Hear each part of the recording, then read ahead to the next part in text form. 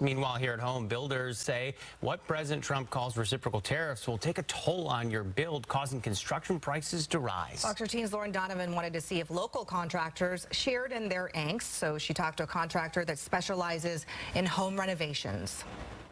And that guy shared that some of his customers were spooked even before President Trump made the announcement yesterday, telling me that 2 of them back in February backed out of plans to renovate their homes due to concerns over rising costs. He says another one that was planning to go with a Canadian window manufacturer recently pivoted to one that was based here in the United States. But it appears his experiences in the residential sector vary from folks working with a whole lot of steel in more commercial spaces like this one you see here behind me in South Lake Union.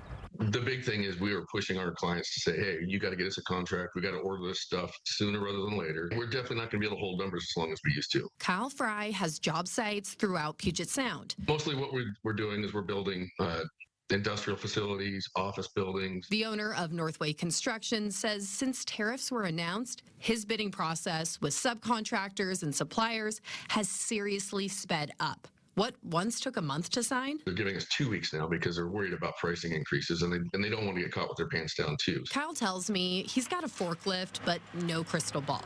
So he can't predict if prices will rise, but based on his experience so far this year, I really feel like we've already seen the impacts. The reality is, because it's such a volatile industry, even the rumor of something like a tariff gets baked in the minute we hear it. Kyle says 2 months ago, the price of lumber went up 10%. Since then, it's actually fallen a little bit for some reason, and I don't know what's driving that. Noting before that, he saw steel jump 40% back in January. Without even knowing if tariffs were even going to happen yet. I mean, Trump had barely gotten to office, and we really hadn't even started talking about him, but he ran on it, so I think everybody assumed it was going to happen. That said, Kyle will tell you he thinks rising costs for fuel, energy, and labor may play more of a role in lumber getting more expensive than a tariff ever could. So lumber is a very volatile market. It goes up and down based upon, how much logging is happening, and the cost. Honestly, the cost of fuel has a big impact on it because a lot of the timber's cut here, shipped across the border,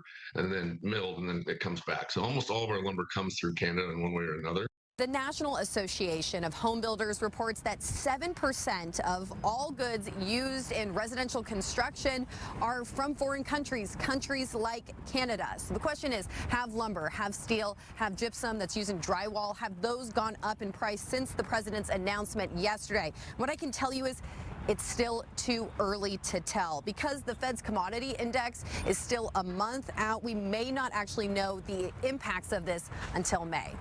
Reporting in South Lake Union, Lauren Donovan, Fox 13 News.